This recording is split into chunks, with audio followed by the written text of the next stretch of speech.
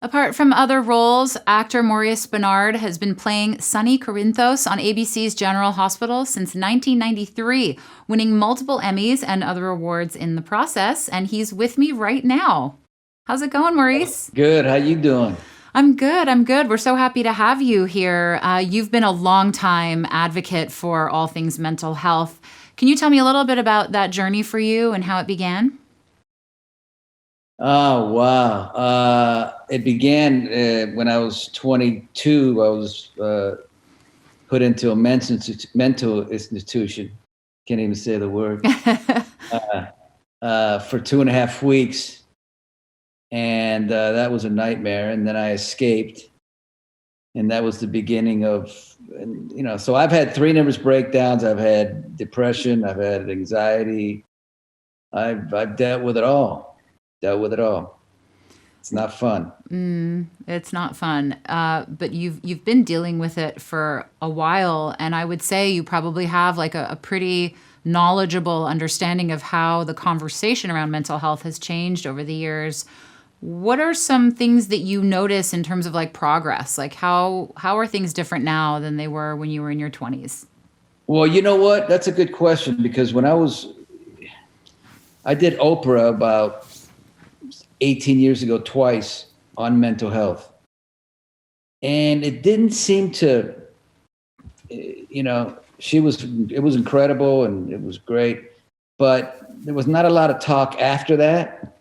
But I think now is the most I've seen people discuss and the most aware mental health has been now, especially during this coronavirus. I think people are now really having major discussions because people are starting to realize this can get you in a lot of trouble if you don't fix it. Right. You mentioned depression and all kinds of different mental health issues. How did you come to understand that the things that you were experiencing actually had like a name, and what was that experience like, sort of understanding that what you were experiencing actually existed in other people and was a real thing and not just, something that isolated you and alienated you from everyone else? Yeah, I like this question. Listen, when I escaped the hospital, I didn't have to go back to the hospital. I stayed at home, and I was in bad shape. And about a month after that, I went in to see this doctor, this psychiatrist named Dr. Noonan. And he didn't say a lot. He just wrote, and I talked and talked and talked. And then at the end, he looked up and he said, "You're manic depressive." And I said, "What is that?" He says, it's a chemical imbalance. We're going to put you on lithium, and you're going to be all right. And that's the first time I heard there was a name to what was wrong with me.